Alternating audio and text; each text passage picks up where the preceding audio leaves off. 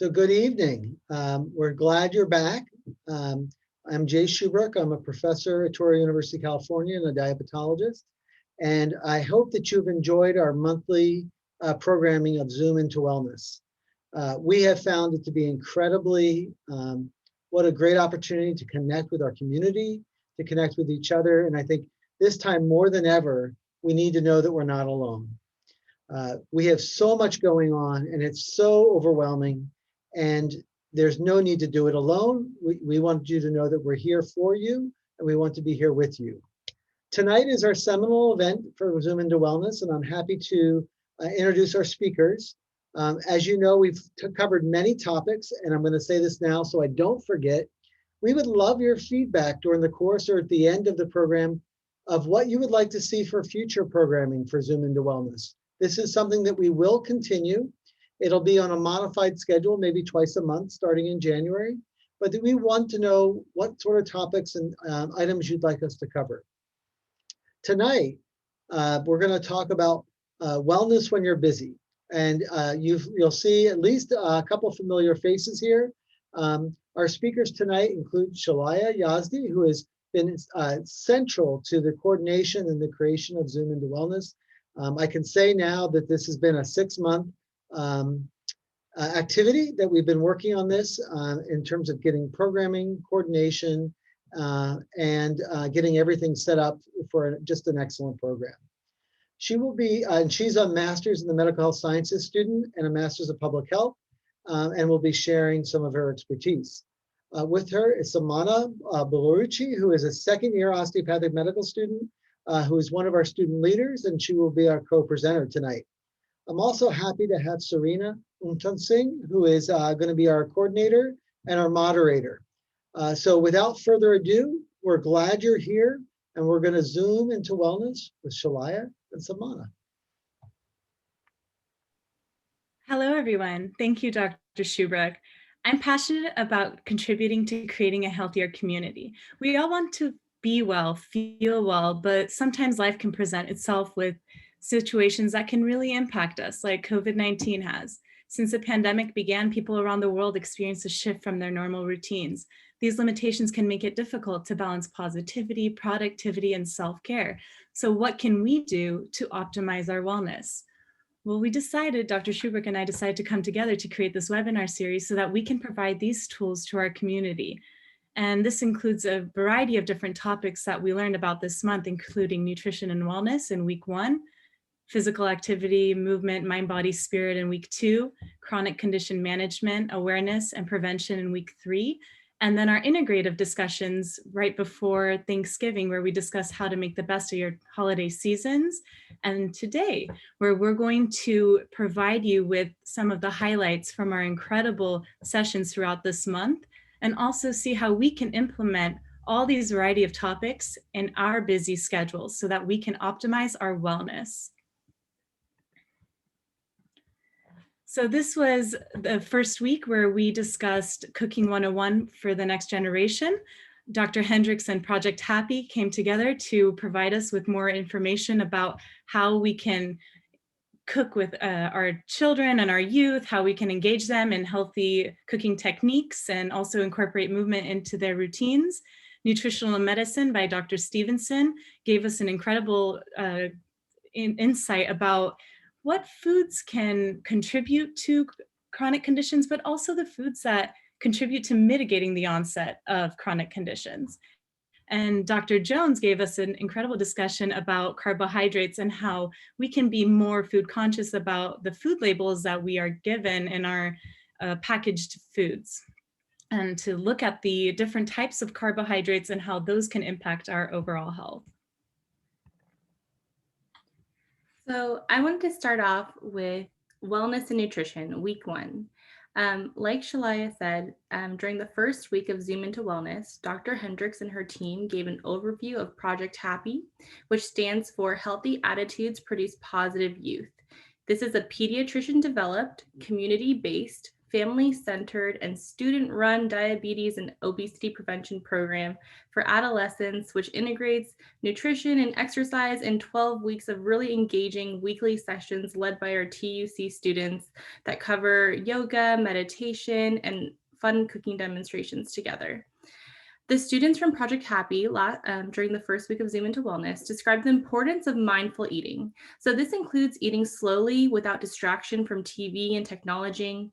It's paying attention and distinguishing your hunger cues from being truly hungry to just snacking while you're bored. And overall, just paying closer attention to the taste, the texture, and the smells of food that you're eating. Of course, this includes enjoying the company that you're with as well. So in addition, they also discuss the importance of fiber intake, which we all know is good for digestion. But in addition, it's really important for slowing the absorption of glucose. This helps prevent spikes in glucose in your blood. And this, in addition to balanced meals with well-controlled portions and sufficient fruit and vegetable intake, is really important for well-balanced nutrition. Next, the team reviewed Rethink Your Drink. This is a campaign that acknowledges that reducing sugar intake can be very difficult. We all know that processed sugar intake is associated with weight gain, diabetes, heart disease, and we all want to reduce how much we consume. One way of doing this is through a simple substitution in your choice of drink. So while you're keeping hydrated, try something different. Personally, I love sparkling water. I love to add lime or lemon or rosemary. You can put fresh fruit or herbs in there. Simple substitutions can really go a long way, and they do add up over time. Dr. Hendricks also reviewed some tips for encouraging nutrition with children, of course, given this is Project Happy. One of them that I want to share, which I want to try with my nephew, is the 2-bite rule. This asks kids to try at least 2 bites of something before they refuse it. That way, if they're feeling like they're not going to like it in their first bite, they at least have one more chance to see if they don't like it. And if at that point they refuse, they can have the choice to stop eating it. But this is a way of encouraging them to eat and try new fruits and vegetables. Another one that they mentioned was it's also very helpful if you have, if your kids have siblings, which can sometimes influence their eating, is don't yuck my yum.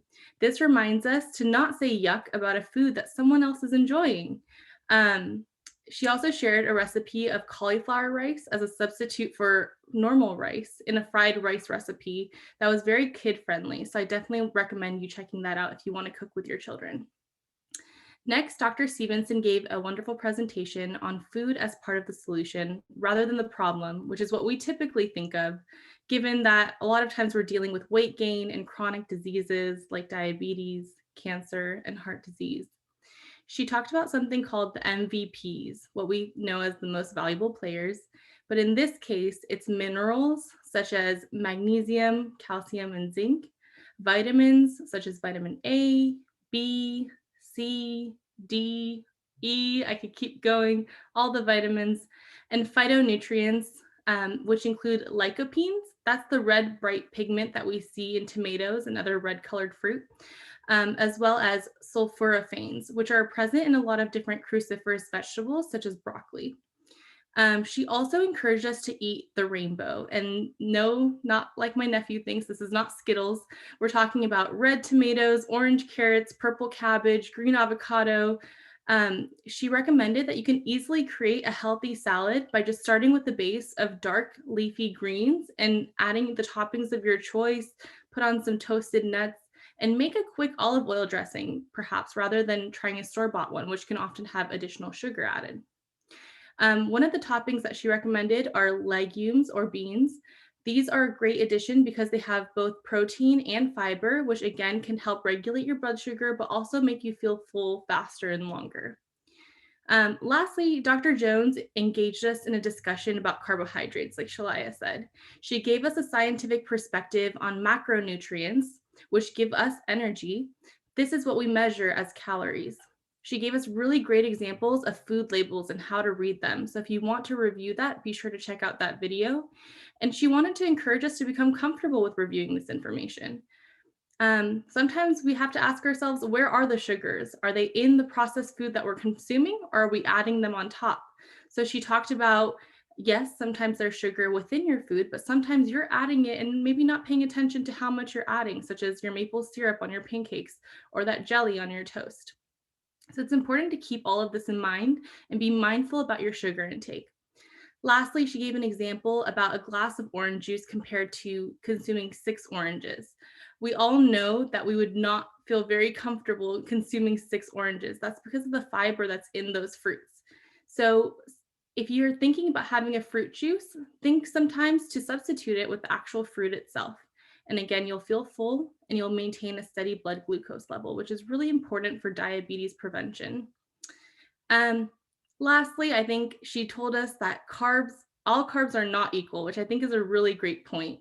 Sometimes we talk about diets as like no carbohydrates, no this, no that. But again, moderation is really important. We can make small changes by just moderating our intake of simple carbohydrates, such as potatoes, pasta, and bread, and such as fried foods, and increase our intake of fruits and vegetables, and don't be afraid of whole grain options. It's the power of choice. You can choose between a happy medium rather than having an extreme. Just find what works for you. Thank you, Samana, for this amazing information. Now I'd like to open up the floor to our participants to see if you have any questions. Please enter them into the Q&A tab. And we also would like to ask you a few questions specifically, including which of these suggestions would apply to you, or what seems appealing to you? If you have any specific ones that resonated with you most. For me, I think that would be the sugar content. I like Simona's suggestion of the sparkling water. That was a great one. Would any of our participants like to share what your thoughts are? Okay, thank you.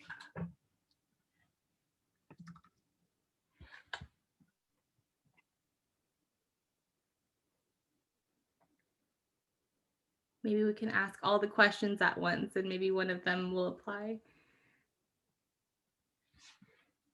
So do you have any special strategies for eating well yourselves that we didn't mention?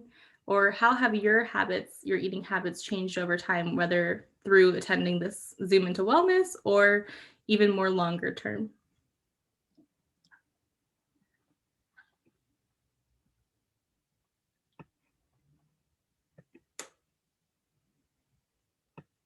Okay, see, we have a response coming into the chat. Yeah, we have some participants saying, "Don't yuck my yum." That's a great one. Someone else said that they'll remember the eat the rainbow, which is very true. It's in response to the veggies and making salads. That's great. Awesome. Glad to hear it.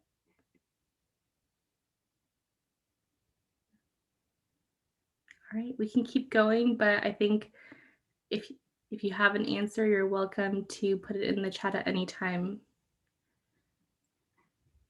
Is that okay, Shalaya? Yes, it is. It looks like a few more just came in. Okay, sorry, I'm being impatient. Continue. Yeah, there's a few who like the 2-taste rule. Some people want to replace certain things in a recipe with healthy alternatives. That's great. Another person said you can scrap the oil altogether, use avocado with lemon juice. That makes a creamy dressing. That's a great suggestion. Let's see what else. We've got some good ones. Eating more fruits and veggies, crowding out the bad foods, and substituting juice for whole fruits, and just lowering sugar intake in general. That's a great suggestion. I love the avocado and lemon juice idea. Thank you all for sharing. That was great. We'll offer to have any more questions entered into the Q&A tab or any more suggestions typed in. And we're going to now discuss more about the mind, body, and spirit.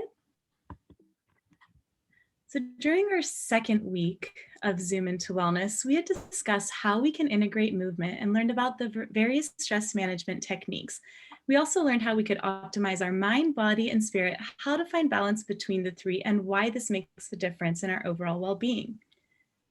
Maya Ramsey had given us an incredible discussion about how to integrate movement into our routines during the pandemic, given the lack of gyms that we can go to, or the equipment that we may not have, or whether the environment is sufficient for us to go and walk around, and is it safe in your neighborhood, or do you have a place to go and spend some time outdoors?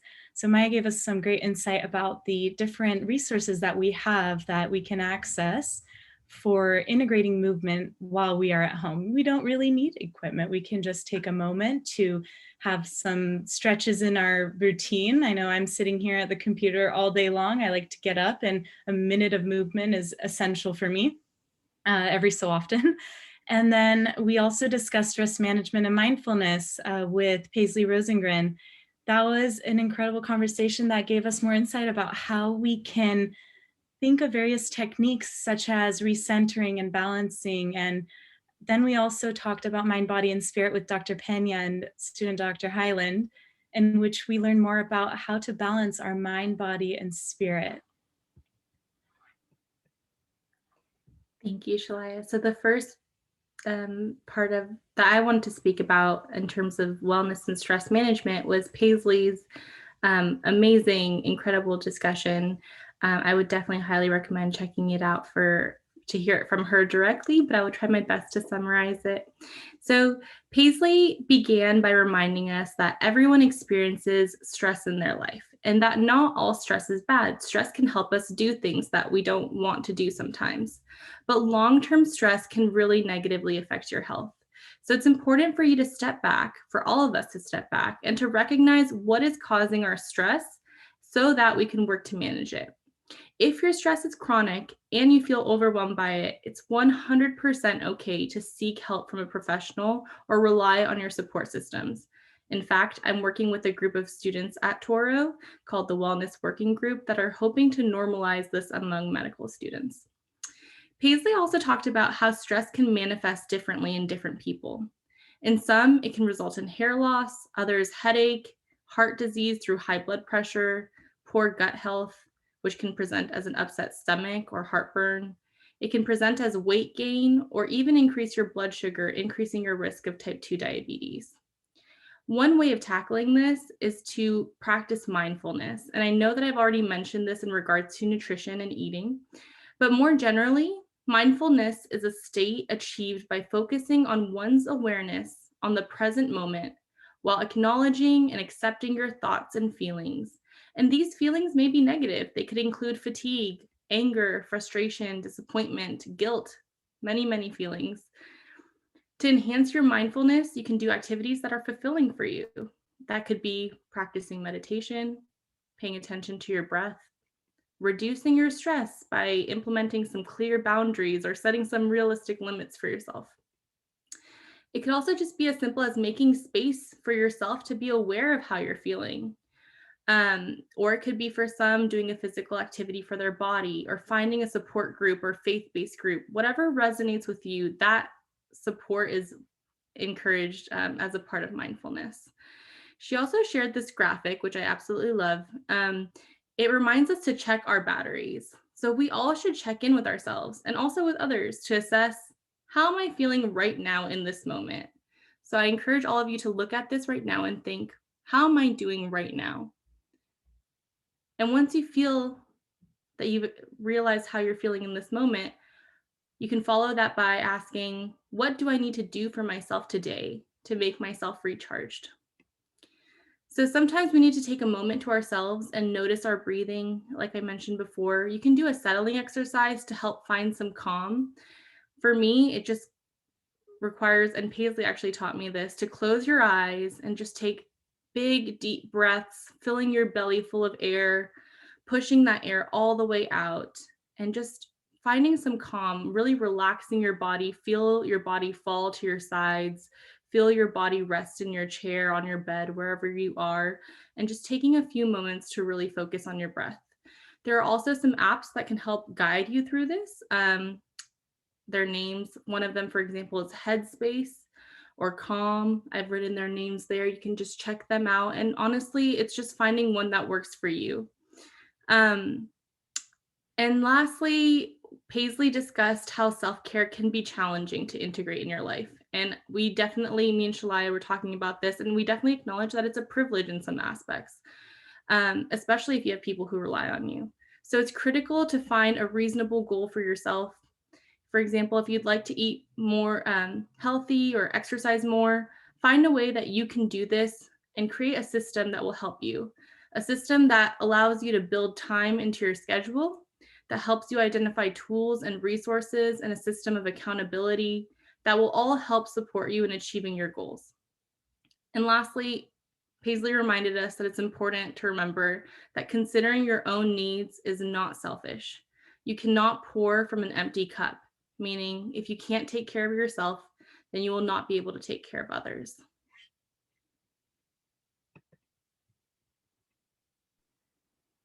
Thank you, Samana. Now I'd like to talk a little bit more about wellness and exercise. Well, given what's going on with this pandemic, I know like I mentioned earlier, I've been sedentary a lot more, sitting behind my computer screen, as everything for me is virtual. And there's a lot of risk factors that may stop us from participating in exercise, such as time or cost, mobility limitations, lack of energy, weather, lack of equipment, or maybe sometimes a loss of momentum, not knowing where to start. These are all valid reasons, but we can find ways around these. Finding your why. What is the reason that you want to become more active? You can also type that into chat if you'd like to answer. And also find ways to incorporate some fitness, doing your laundry, vacuuming, yard work, gardening, making errands more active, such as parking farther away or using the stairs instead of elevators. These may seem like small changes, but over time they add up. A lack of equipment, that's not a problem at all. You can use water bottles as weights, or you can fill up a backpack and do some squats and lunges, or you can use a chair and sit to stand without using your arms. You can go up or down the stairs or stand up when you are working. And you can also take a break and go on a walk around the house or outside, anything that is the safest for you to do. And there's a lot of things that you can do. Just find a way to move your body however feels comfortable for you. I know for myself, I mentioned I like to I put my arms up and stretch, do some yoga. You can do chair yoga. It's a lot of possibilities that you can also find more information on our website for Zoom into Wellness. We have some PDFs that give you more information about the different movements that you can integrate into your routine. So as a reminder, it's be kind to yourself and try your best. You're capable of doing amazing things. Meet yourself where you are now. You'll have good days, not so great days, but just show up and do your best. And you'll always, you can always stop if you're not enjoying it, but do what works best for you and what makes you feel really good inside. Thank you, Shalaya. Next, I want to talk about, just give a review of Dr. Pena and student Dr. Mary Hyland's presentation. I know I've said this for all of them, but really this was another phenomenal presentation on mind, body, and spirit. Dr. Pena began by highlighting the first two tenets of osteopathic medicine, of which there are four. The first one she talked about is that the body is a unit and the person is a unit of body, mind, and spirit. And secondly, the body is capable of self-regulation, self-healing, and health maintenance. So the way that she described wellness, which I thought was really beautiful, was an integration of mind, body, and spirit that together in balance bring us closer to wholeness. And that the optimal functioning of these three different aspects is what keeps us well. So student Dr. Hyland gave an overview of these concepts. First, the mind. This includes our thoughts, ideas, emotion, and mindfulness. I know we've talked about this a lot, but it's really important. This again can include positive or negative thoughts and feelings. And you can work towards optimizing your mind by practicing some of the concepts that we've already mentioned, such as being present in the moment, no matter what you're doing. But also there are other ways, such as physically decluttering your environment, organizing the space that you're in. This was the first thing I did when we went completely virtual, was to create a desk space that works for me. And it really helped me find and I have a stable place to come to that I knew was my working environment. And I knew that if I wasn't there, I didn't have to have those things on my mind, which really helped to compartmentalize. It could also be limiting social media. Social media is great for contact and interaction, but sometimes it can be draining. It could include speaking to a friend, meditating, dancing, drawing, or even just doing this mindfulness activity while you're doing everyday activities such as folding laundry or washing dishes. I love doing that while I'm washing dishes. Next, you could create a schedule or write a physical to-do list. And this can, again, help you free your mind of all these things that you're holding on to, all these thoughts that you don't want to forget. If you put them on a piece of paper, then you can just let go and know that you have them written down. You're not going to forget them. Next, they discuss the body. This includes the physical self, but also what we put into our body through nutrition. Like we've talked about, food can be healing. Food can be medicine through the nourishment and the nutrients that we get. Or it could be damaging through resulting inflammation and stress on your body, depending on what you choose to put inside your body. How we move our body, like we've mentioned, is really important as well. It's critical for normal functioning of circulation, metabolism, digestion, and immunity to move your body and participate in some kind of exercise. Furthermore, the body includes how we rest our physical selves, and this includes getting enough sleep and relaxation, for which both, it's not just quantity, but quality are important as well.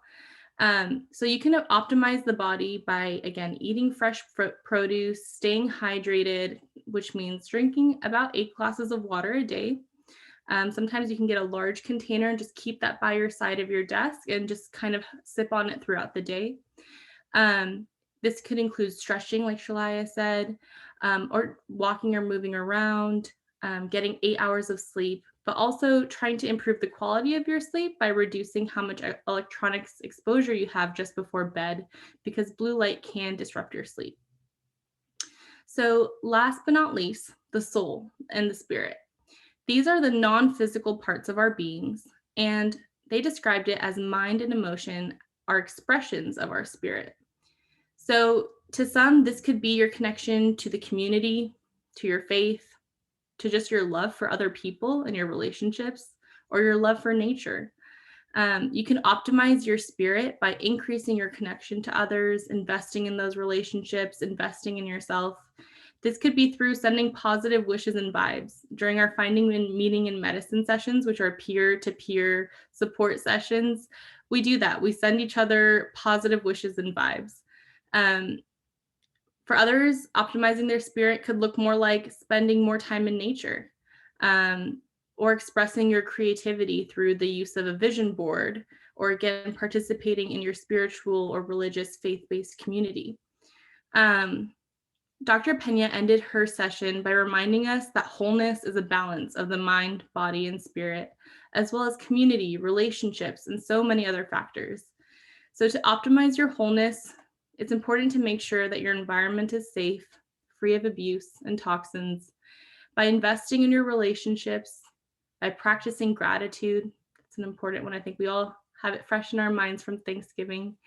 Connecting with your community, utilizing your support systems, and those will help keep you accountable in the changes that you want to make for your wellness.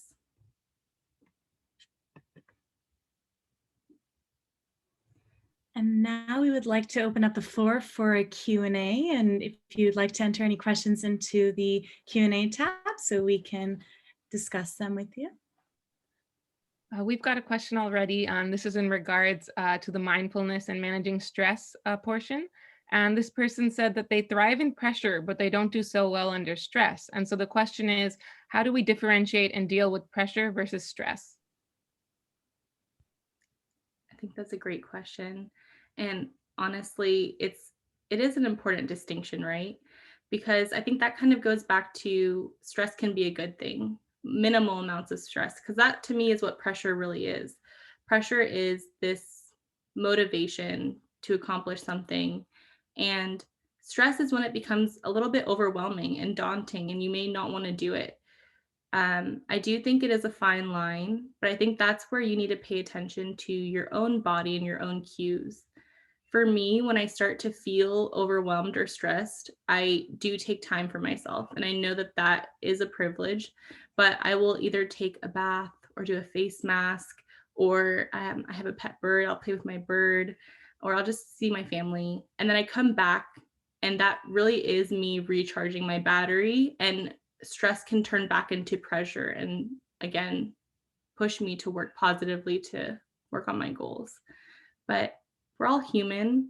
And I think it's important to acknowledge that we have different stressors, and maybe my stressors aren't the same as this person's stressors. And so I don't mean to generalize, but it's good that they can already distinguish that for themselves. I don't know if Shalaya, you have any other comments?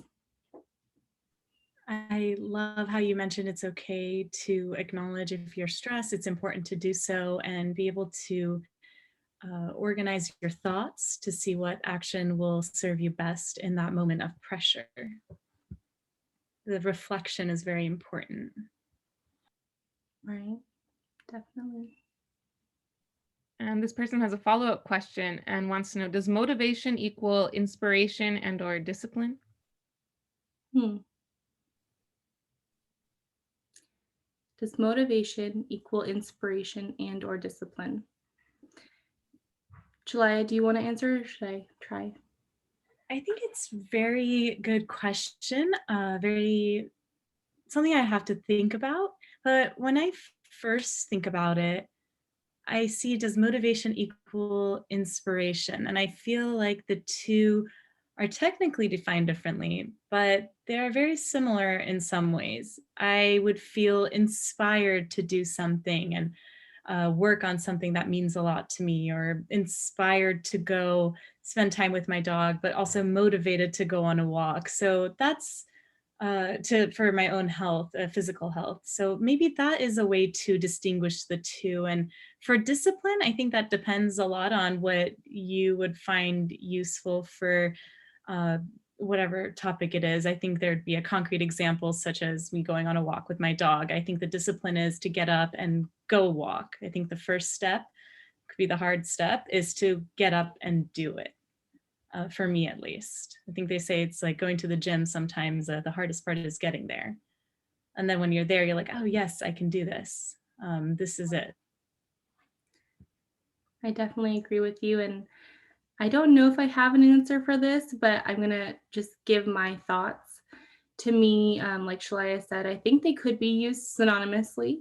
But when I think of inspiration, it's kind of like when I get the idea in my head, when I feel that like strike of the light bulb go off and I just feel excited about doing something. Motivation to me is actually seeing it through from that point. So when I do feel inspired, the next step is to sustain it. And I do think that is where self-discipline comes in. But self-discipline can take a variety of different forms. I know I have friends that are super organized. They have their whole day scheduled to a T. I am a little bit more free flowing with my schedule. I still have a routine that I keep, but I know by the end of the day, these are the things that I'm going to get done. So in that way, it's still discipline, it's just a different form. So those are my thoughts, but it's a really good and interesting question. We have another interesting point in the chat where somebody said that all the negative news in the news right now about COVID and the deaths has them feeling very empathetic and feeling lethargic with a lack of energy to really do anything. Do you have any suggestions for this person? Yeah, I think that we can all relate to that. I don't want to speak before Shalaya has a chance. Do you want to go, or should I try? Okay. I think we all can relate to that. I think for me, it was the transition to online learning in March. We went on spring break and we never came back. Months later, we had the George Floyd murder and protests, and it was just all building. I think one thing that's important, that I find is important, is acknowledging those feelings and recognizing them. And it seems that this person has already taken those steps. I can't say what will be the appropriate thing to help relieve those feelings, but I do think that a lot of these tips will go a long way, and I'd be more than happy to talk more on an individual level if this person would like to see what would work for their for their lifestyle. But I do think keeping social interactions is really important because we're so disconnected. And even though we do participate in these, classes or some certain events, I think it's important to keep connected to those people that you may not often see. Maybe send a message to someone you haven't talked to in a long time and just let them know that they're on your mind. And that could start a conversation and start bringing up some good feelings, or reaching out to somebody over the holidays. And we're going to go into this about, reaching out about a recipe that you really like about them. But connecting with others, I think, is really important for all of us. And just participating in sessions like this, I think, is a good step. Yeah, and we had another great suggestion from a participant who said, turn the stress of COVID into the inspiration to build healthy habits. So this is a great time to focus on your health and the health of your family. And, we have to stay home for our own health. This is a time to use our advantages and build healthy habits right now when we can. It's true. There are silver linings with additional time. And Shalaya, you had unmuted, so I'll let you continue. But yes, I really love this comment about turning the stressors of the negative things that we are learning about in our news and in our daily lives into an inspiration to build healthy habits. I really appreciate that so much. Thank you for that comment. I do also want to say that for me, I think, and I know I don't want to again sound general, but I have been really grateful, I think, through COVID, realizing what certain populations face, the different vulnerabilities that people have. I think just having your health and safety and security for me has really been a blessing. There was a quote that said, and I'm paraphrasing, but it only takes something worse to come along for you to realize that your unhappiness was happiness all along. And I do think that that is true in certain ways. And for me, it was, finding out that my uncle had COVID and, for example, like that was something difficult to process, and I'm concerned about his health. But it was really a moment where I realized like that I do feel grateful when my family is healthy, and it really is a blessing.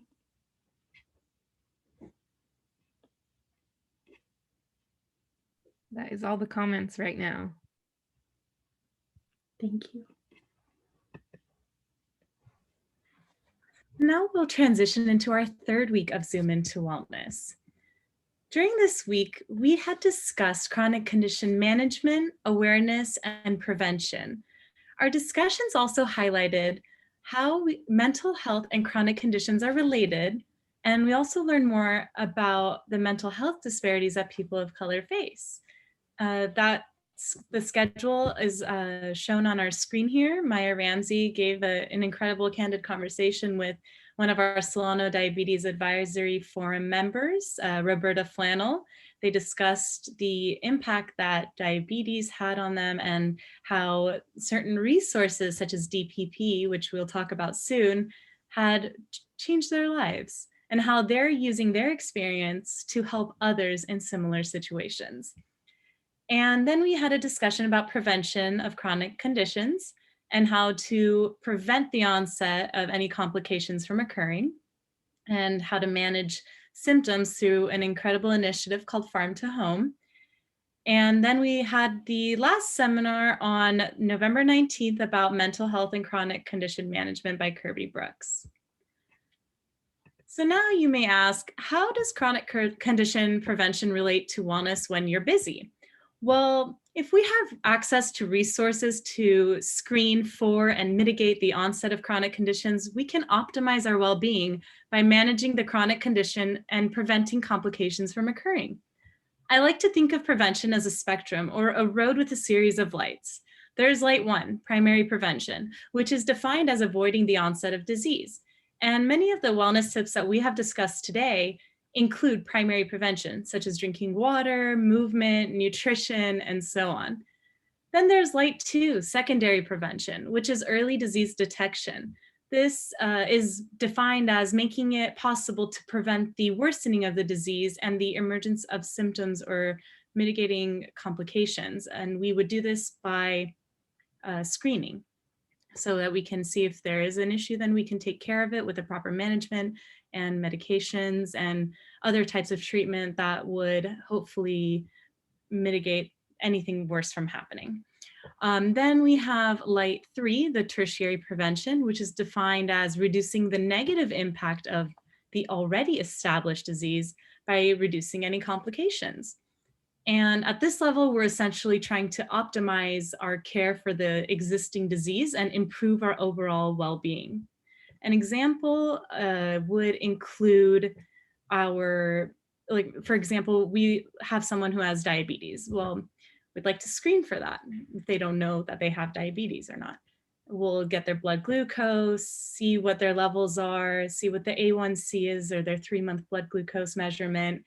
And then we can see, okay, well, does this person have no diabetes, pre-diabetes, type 2? That is an example of of prevention. So what this would indicate in the next slide is we have MOBEC, which is this incredible initiative that Touro offers for our community. And MOBEC is offered by Touro University, California staff and health professional students who engage one-on-one with community members who visit the education center to assess for risk factors, provide screening, and also discuss more about personalized education to prevent diabetes and prediabetes, so they can hopefully share it with their friends and family as well. And services also include blood pressure screenings and checkups. This usually goes around Solano County, and a schedule is on the MOBEC website, which we will include in the chat in just a few minutes. And then we also have another program, which is called Diabetes Prevention Program, which is a national initiative that provides training to lifestyle health coaches so that lifestyle health coaches can work with individuals who are diagnosed with prediabetes so that they can learn how to incorporate lifestyle health into their daily life and hopefully prevent diabetes, type 2 diabetes from occurring. So these incredible resources are examples of how we can incorporate prevention into our daily lives. I would like to get screened because I know that given my family history of type 2 diabetes, my dad having it, then I can have I have a higher chance of getting it by 25%. So I like to get screened so that I can prevent the onset of diabetes from happening if my blood glucose levels are high. So I think it's a very important tool. And if I end up getting diagnosed with it, then I would know that I have the resources that I can access so that I can prevent any complications from happening and making sure that the condition is properly managed. That's why incorporating chronic condition prevention is very important, because when you can manage your chronic condition, then you can optimize your life, and then you can hopefully optimize your daily work and your productivity and be able to focus more on yourself and your well-being. And now we'd like to ask you if you have any questions about anything we've discussed so far, including the prevention or any of the first topics, please feel free to type them into the Q&A tab and we can have some time to discuss that more.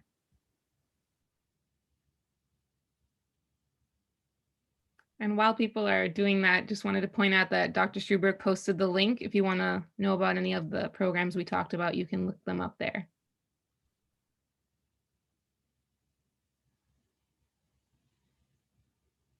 Someone had a question if we reviewed the class from the 23rd.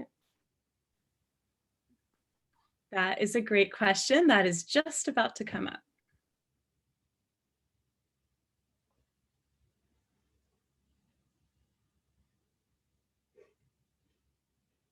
I think it would be safe to say we can start our journey into that specific topic. So on November 23rd, Ann Lee had given us this incredible conversation about how we can make the best of the 2020 holiday season. this year is so different than all years, of course. I mean, we have very unusual circumstances given the pandemic and being restricted from seeing our loved ones, our friends, our family. Regardless, you should still celebrate the holiday season as much as possible by being safe.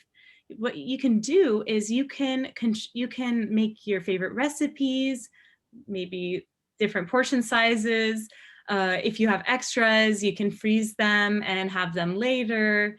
You can seek new recipes online and also share them with your friends and family. Try new things. If you have a secret recipe, consider holding a Zoom session to make it with your extended family. That could be a really fun activity to engage with your loved ones online, but also share the love and fun of the holiday season with unique recipes. You can also stay connected through Zoom or phone. Practice small ways of being connected, such as sending someone a message if you have a thought about it in the past few months and you haven't had a chance to communicate with them. And if you have any extra time, you can start a new hobby like sewing, knitting, crocheting, spending time with family. Doing puzzles are really fun, but I've noticed when I tried to go buy some online that they're sold out right now, but hopefully there will be more. And also you can clean and organize the house. I know that's on my to-do list once my final exams are over. That'll be fun to rearrange and get a new vibe in my house since I've been here like many of us have, but you know, we're in the same space. So it's nice to optimize your living environment to a way that makes you feel most comfortable. And it's okay to rearrange things and see what works for you. And then maybe one day you want to change, the next day you want to change it back or do something new to see what works well for you.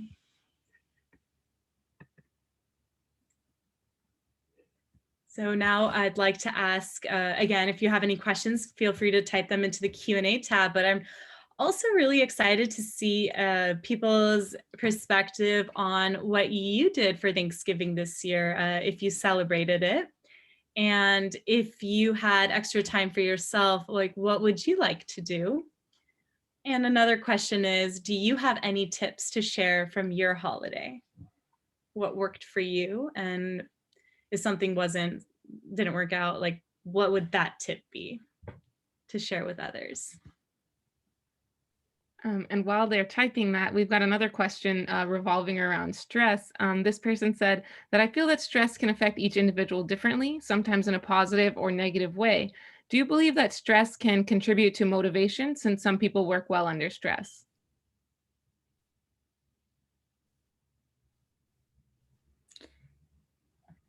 I definitely can see that as something that applies to me as a student right now, or someone who's working with deadlines. I like to organize my time in a way that I feel would manage and optimize whatever I'm working on.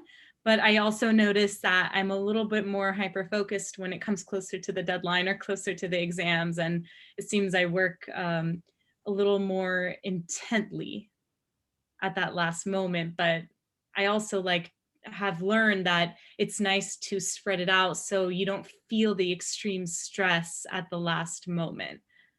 But I think always the idea of, oh, your due date is now, or your test is tomorrow, you're a little more excited to work harder and harder to get the best result that you can. Yeah, I would agree. I would say that it is a fine line. For example, if I know that I have an upcoming exam, I don't really necessarily want to start studying a month before that exam, unless it's a board exam potentially. But I might forget things, or I might not feel the stress to actually study. Maybe I'll have extra time and I want to spend it with my family. I also don't want to give myself just one day before the exam. So I think there is an optimal number, and that's different per every person. I know some students like to just have 2 passes of material. Some people like to have 7 passes. I'm in between.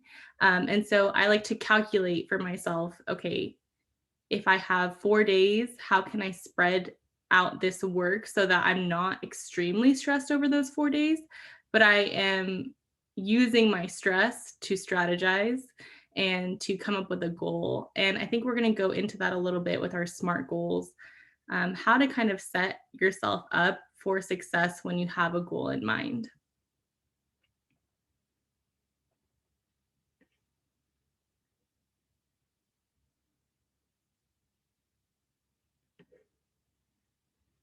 We've got a great response about Thanksgiving. It was for this person, it was really fun as usual, but because of COVID, it was a smaller family gathering this year, which is understandable, of course.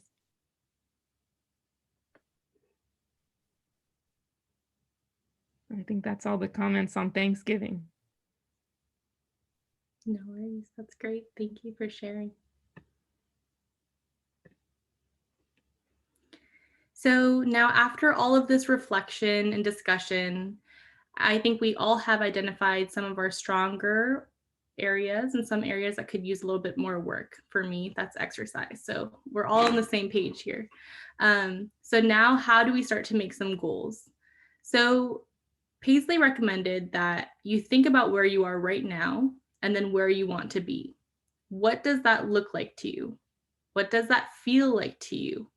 How will you feel when you're in that space? So using all of those questions when thinking about goals, try to create SMART goals. SMART stands for specific, measurable, achievable, realistic, and time bound. And we're going to go through what each of those mean. So specific means clearly state what you want to accomplish. And the more specific you are, then that helps incorporate a method into your goal rather than just focusing simply on the outcome. I could say that I want to exercise more, or I could say that I want to take the 20 stairs right outside of my house 3 times per day, 3 times per week. Measurable. Your goal should be measurable so that you can track your goal accomplishment. You could consider creative methods for tracking your progress as well. It doesn't necessarily need to be a specific way. You could use an app, or you could create a log for yourself. For example, I could write down how many times I exercise. If I want to reduce my stress, for example, I could maybe log how many times I feel upset every day, or record when I have a stressful reaction to something. Attainable. Your goal should include an action, which then moves you closer to achieving the ultimate goal. And what that means is that it's okay, and it's actually encouraged to break up large goals into smaller goals. And that will help you achieve it more easily. I could say that I want to run a marathon, but it's probably not realistic for me. So I could start off with wanting to, walk a few miles, then maybe run a few miles, and then see where I go from there. Reasonable. Your goal should be reasonable. So it shouldn't be something that's too difficult or unachievable in some ways for yourself. You want to have something be relevant for you, but it should be inspiring enough to motivate you to succeed, as we've been talking about. So you don't want to make it too easy too, where you achieve your goal within a day. I mean, not that that's a bad thing. That's always a good thing to achieve your goal. But thinking more longer term, you might want to kind of challenge yourself in a way, but in a way that's realistic. Your goal should also be meaningful to you. It should be set by you and not set by someone else. I think that's really important. Time oriented. It's really critical to set a target date for your goal completion. Don't push the date off so far in the future where you kind of forget about it, but somewhere where you feel comfortable and you don't feel stressed by it. And like I mentioned before, it's important to keep a system in place and a support, and that will help keep you accountable. There's no right or wrong way. It's not one size fits all. You have to find what works for you. One thing that I've done is pair a habit that I want to build with something that I actually enjoy. So if I want to listen to music, I will walk while listening to music. Or if I want to go on the treadmill, I'll watch a TV show while on the treadmill.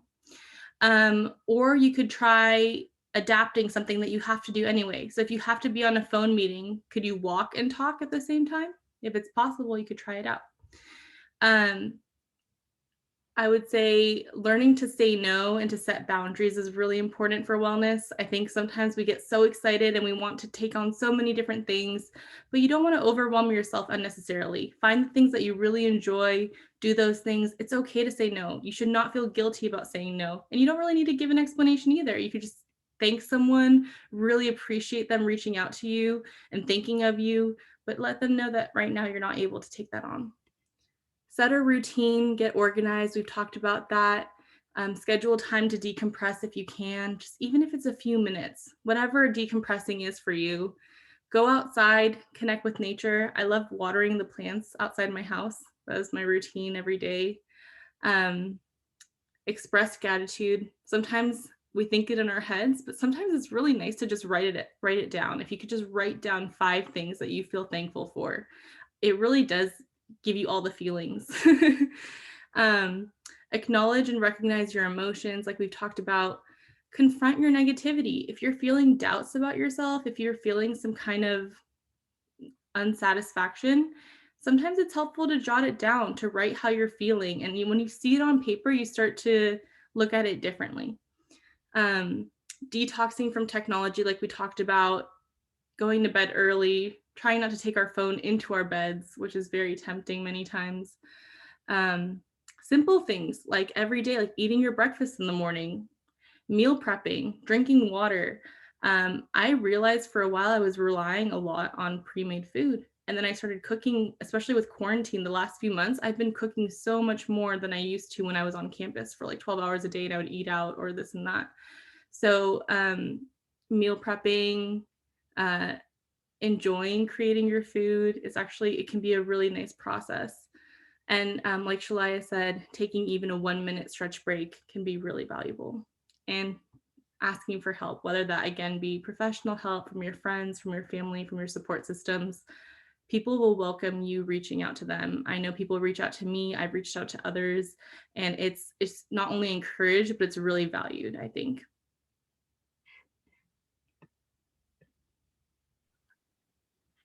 Thank you so much for everyone attending tonight's session. This SMART goals and more of the information that you can take a look at are in our website, which I had posted a moment ago. But if you have any questions, I'd like to encourage you to email us or join our email list so that we can continue that conversation in the future.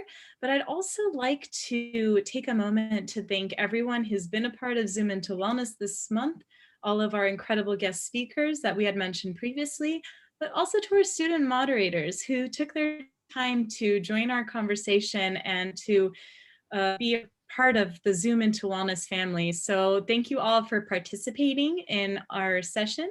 And we look forward to getting your feedback so that we can incorporate those suggestions into our future Zoom into Wellness next spring. Thank you very much. I hope you all enjoyed the session. And again, I really appreciate the interaction from the audience and the community. Shalaya and Samana and Serena, thank you so much for your just great summary of the wonderful experience that Zoom into Wellness has been. I'm happy to share with everyone that we would love for you to see any of the videos if you've not seen them already. We are planning our next Zoom into Wellness on January 13th at 5 o'clock. And I'll be presenting on how do we keep up those resolutions we just made. So we'll be talking about sticking to the things that we try to do. We'll send invites to anyone that wishes to be on our mailing list. So if you want to fill out an evaluation, please get on our mailing list. We're here and available for you, and we look forward to seeing you in the new year. And while this has been just a tremendous and, I'm tired of saying unprecedented year, I am reminded by some of the older adults that I get to interact with that this is not the first time we've had challenges like this. Just 100 years ago, the world looked a lot like it did today. And they were challenges we weren't sure we could overcome, but it was 100 years ago. So we obviously have overcome them. And so while this may feel insurmountable, there's nothing that we can't do together. And just remember that we're stronger together. And let's continue to take, one day at a time, one step at a time, control the things we can control. And we look forward to seeing you on the other side of the new year. We do have a couple announcements there. Please make sure you do your evaluation. For those that don't know, we have a weekly support group, Wednesdays at 6:15. We're so glad you were here, and have a great night.